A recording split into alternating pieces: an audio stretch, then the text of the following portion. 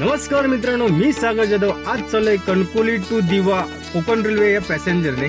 So मित्रांनो, आपल्यासमोर दिवा पॅसेंजर ही आलेली आहे आणि आपण आता त्यात चढून आता विंडो बघणार आहोत. तिकीट तर आपण काढलंय आणि विंडो भेटते का बघू, कारण आपल्याला निसर्ग बघायचा आहे. पावसाळ्यातील निसर्ग एकदम भारी असतो.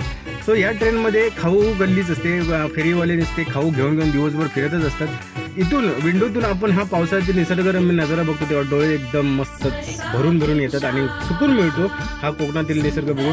सो आपल्यासमोर आता चहा आली, आता चहा घेणार आहोत आपण. आणि ॲक्च्युली ह्या देवामध्ये पेंट्री नाही आहे, त्यामुळे ही होममेड आहे चहा.